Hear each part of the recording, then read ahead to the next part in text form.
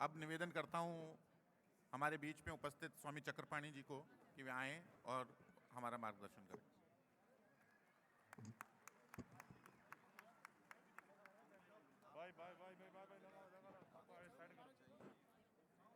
ओम सहना भवतु सहनौ भुनक्तु सह वीर्यं करवावहै तेजस्विनावधीतमस्तु मा विद्विषावहै। ओम शांति शांति शांति।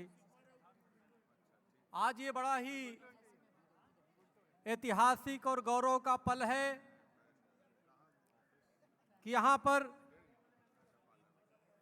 राजीव रंजन जी के उद्घोषणा से, रागिनी रंजन जी के उद्घोषणा से आज देश नहीं विश्व के तमाम काय समाज के प्रतिनिधि इकट्ठा हुए हैं। हमारे बीच में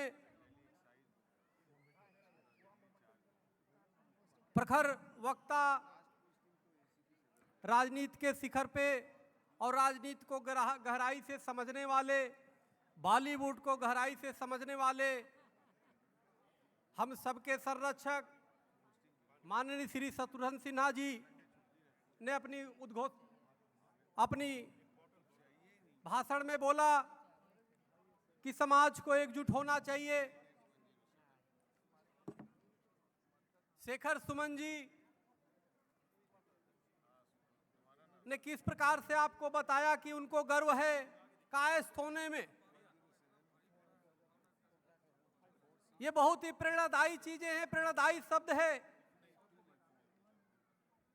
हर व्यक्ति को गौरव करना चाहिए। सरकारें तो आती है जाती है, सरकारें 5 साल के लिए आती है जाती है, कोई आता है, लेकिन काय समाज और भगवान चित्रगुप्त की जो वंशज है उनकी सरकार तो हमेशा ऊपर बनी हुई है। नीचे चाहे कोई भी उठपटांग काम कर दे, ऊपर तो फाइल हम ही लोगों को देखना है, कौन स्वर्ग में जाएगा कौन नरक में जाएगा। शेखर सुमन जी ने बिल्कुल सही बातें कही। तो हमारी सरकार तो यहां भी बनाएंगे और ऊपर तो परमानेंट है, क्योंकि भगवान चित्रगुप्त महाराज वहां पे हमारे बैठे हुए हैं। इसलिए गर्व करना चाहिए। और काय समाज जहां भी है, समाज सेवा, राष्ट्र सेवा, धर्म सेवा करने का काम करता है, शुरू से करता आया है। शुरू से हमारे बीच में अंजान श्रीवास्तव जी बैठे हुए हैं। कला के माध्यम से मैं बड़ा इनसे प्रभावित रहता था, लेकिन व्यवहारिक रूप से भी आज पहली बार मुलाकात हुई और बड़ा ही प्रभावित हुआ। आपकी धर्मपत्नी भी आई हैं। सभी लोग अपने अपने क्षेत्र में कहीं ना कहीं आज जुड़ाव महसूस कर रहे हैं और राजीव रंजन जी ने सबको जोड़ने का प्रयास किया है। लखनऊ में, इटावा में नवीन श्रीवास्तव जी हो जो कार्य कर रहे हैं काफी, अलीगढ़ में चाहे मनोज श्रीवास्तव सक्सेना जी हो, गाजियाबाद में अशोक सक्सेना जी हो या संजीव सक्सेना जी हो हमारे, या गाजीपुर में सुरेश श्रीवास्तव जी हो या डब्लू श्रीवास्तव जी, सब लोग एक टीम बना करके काम कर रहे हैं। जहां भी हैं अपने अपने तरीके से समाज की सेवा कर रहे हैं। मैंने तो सरकार को कहा कि देखो, अगर देश से भ्रष्टाचार समाप्त करना चाहते हो तो 3 काम करो और मात्र 3 तस्वीर लगाओ ऑफिस में जहां भ्रष्टाचार होता है। पहला, थोड़ी बात सुन लो भाई, सुनो या तो मैं बैठ ही जाता हूं। अबे सुन लो भाई, थोड़ी सी सुन लो। फिल्म के डायलॉग पे तो बड़े तालियां बजाते हो, मेरी सुनते नहीं। बताओ, मैं टीवी में बोलता हूं, देश सुनता है। फ्री में आया हूं, दक्षिणा भी नहीं लेता। राजीव रंजन जी से कहा कि मैं दक्षिणा नहीं लूंगा, चलो इसी तरह आऊंगा, फिर भी सुनने को तैयार नहीं। तो सरकार से मैंने कहा कि 3 चीजें करो। एक तो हर जगह जहां पे जिस विभाग में भ्रष्टाचार है वहां पे सबसे पहले स्वामी विवेकानंद का फोटो लगाओ। स्वामी विवेकानंद कोई मात्र चित्र नहीं, एक राष्ट्र के प्रतीक है, संस्कृति के प्रतीक है, चरित्र है। जब स्वामी विवेकानंद का तस्वीर लगेगा, लोग देखेंगे ये वही स्वामी विवेकानंद है। जब विदेश जाते और विदेश से जब आते हैं तो धरती पे लौटने लगते हैं। लोगों ने उनसे पूछा क्या कर रहे हो, तो उन्होंने कहा कि मैं अपनी मातृभूमि के गोद में, अपनी माँ की गोद में खेल रहा हूं। अब जरा सोचो, एक सन्यासी की कितनी राष्ट्रभक्ति थी। तो जब चित्र लगाओगे स्वामी विवेकानंद को, कोई राष्ट्र से हर व्यक्ति प्रेम करेगा। दूसरा फोटो लगाओ श्री लाल बहादुर शास्त्री की, लाल बहादुर शास्त्री की लगाओ। जब उन तस्वीर को देखेगा तो वो ईमानदारी की चरित्र सबके सामने आएगा और वो बेईमानी कभी नहीं करेगा।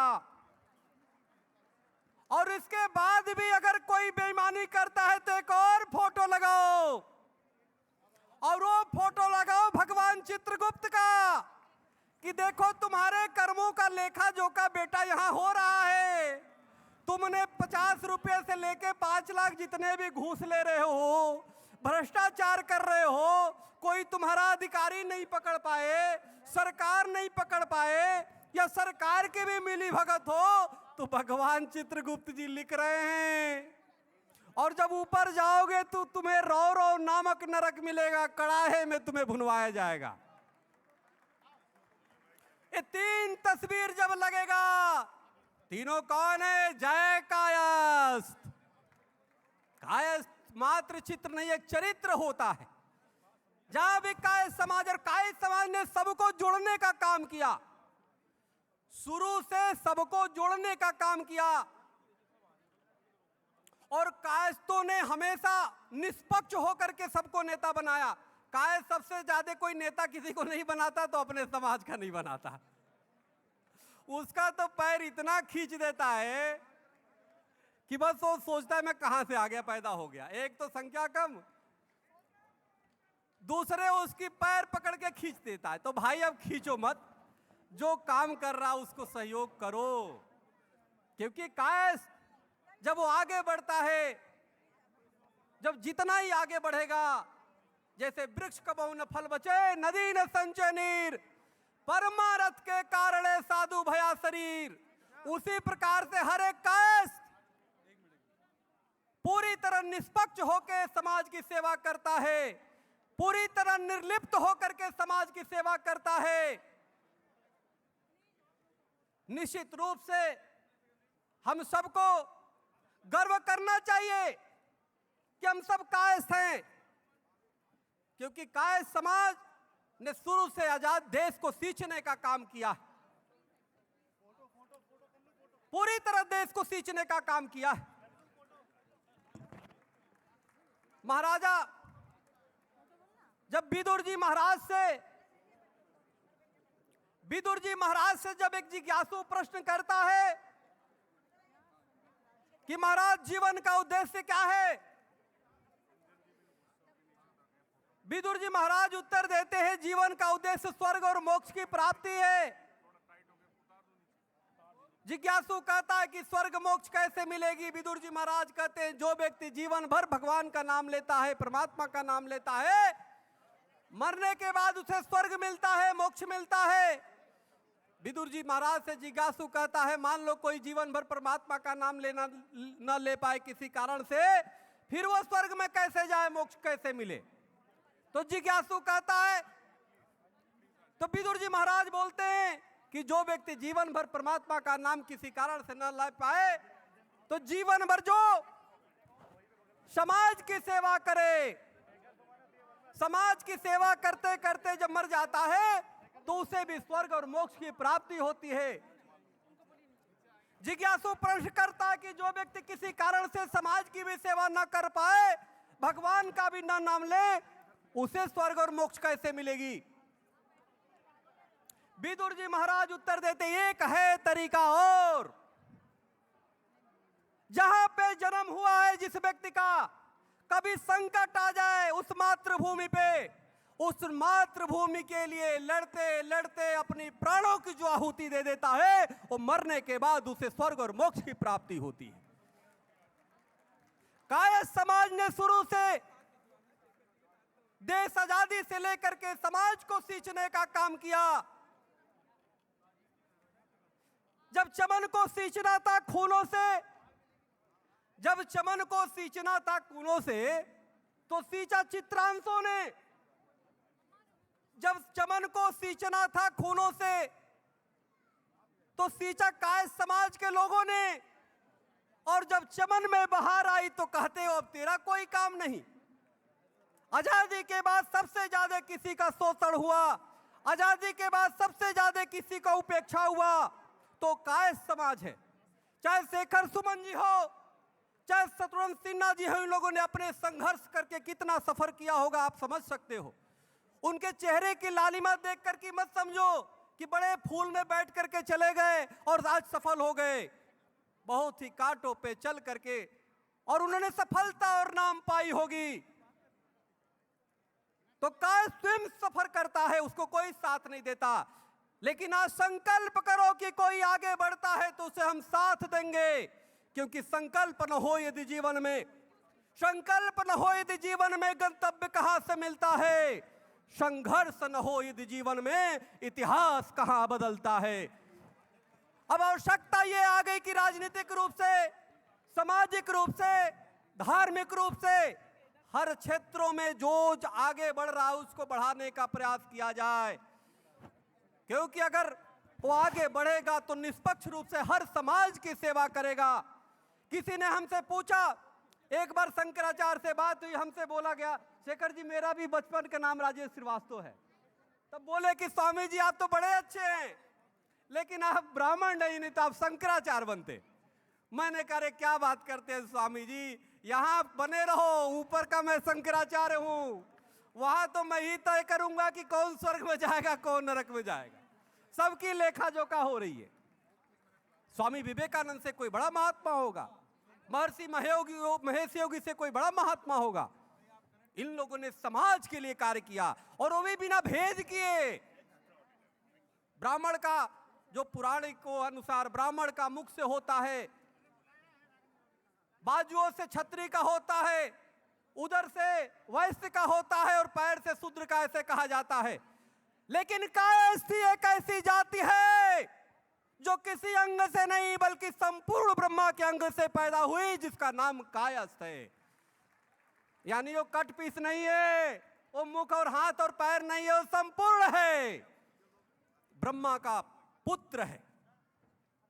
तो कायस्थ अपने आप में सिर्फ एक जाति नहीं बल्कि धर्म है। जहां पे कायस्थ रहता है वहां सत्य की बात करता है, जहां कायस्थ रहता है वहां करुणा और प्रेम की बातें करता है। और कायस्थ समाज कोई भी अपराध करता है उसको स्वीकार नहीं करता। तो इसलिए बंधुओं, आज इस कार्यक्रम की सफलता इसी में है कि आप सब मिलकर के, तमाम हमारे स्टेज पे बैठे हुए सम्मानित लोग और तमाम हमारे नीचे बैठे हुए हमारे बंधु, हमारे बहनें, जितने लोग हैं, लड़ाई मत करो यार, शांति शांति, जितने लोग हैं वो आप लोग बताइए, मैं बोल रहा हूं पीछे ही लड़े जा रहे हैं, बड़ी समस्या है। तो आप लोग भाई आपस में प्रेम से बोलो, प्रेम से रहो, एक साथ मिलकर के मुट्ठी से मुट्ठी बात कर बोलो जय कायस्थ। बदलेंगे हम वक्त साथ ही तख्तो ताज बदल देंगे, बदलेंगे हम वक्त साथ ही तख्तो ताज बदल देंगे। जग बदलेंगे, युग बदलेंगे, दूसरों का गलत राज्य बदल देंगे। कहते हैं हम एक कायस्थों, अगर साथ हमारे विश्व कायस्थ सम्मेलन का दिए तो वादा करते हैं तेरी तकदीर बदल देंगे, तेरी तस्वीर बदल देंगे।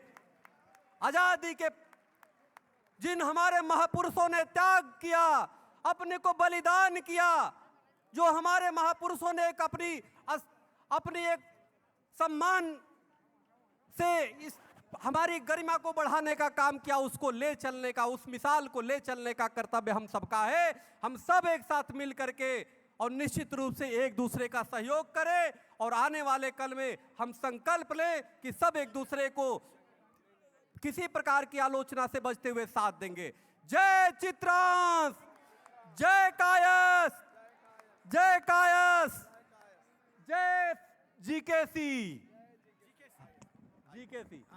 बहुत बहुत धन्यवाद। हरिओम, राम राम, जय श्री राम, जय श्री भगवान। बहुत बहुत धन्यवाद आदरणीय चक्रपाणी महाराज जी। और हम सब ने एक अद्भुत भाषण को अभी सुना, लेकिन मेरी आप सबसे गुजारिश है, ये बहुत ही अव्यवस्थित हो गया है, अनऑर्गेनाइज्ड, तो this can not be tolerated. Please आप लोग अपनी अपनी जगहों पर बैठें और कार्यक्रम का एक डेकोरम होता है उसको मेंटेन करिए प्लीज़। हम सभी कायस्थ समाज के लोग हैं, हमें ये कहने की ज़रूरत ही नहीं पड़नी चाहिए। आप सभी अपने अपनी मंच पर, अपनी सीट पर बैठें, अपनी जगहों पर बैठें और मंच को मंच की तरह से रहने दें। फ़ोटो खिंचाने के लिए अलग से हम टाइम देंगे आपको, और हमारे गेस्ट भी आपके लिए, जैसे आप उत्सुक हैं, वो भी आपके साथ फ़ोटो खिंचाएंगे, लेकिन प्लीज़ मंच को मत वो करें। और मैं इसको आगे बढ़ाऊं उससे पहले मैं आप लोगों को दो एक लोगों से परिचय कराना चाहती हूँ।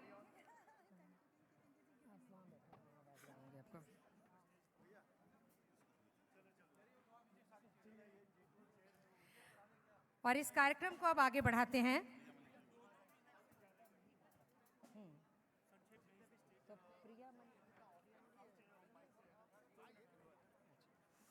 हमारे बीच एक बहुत ही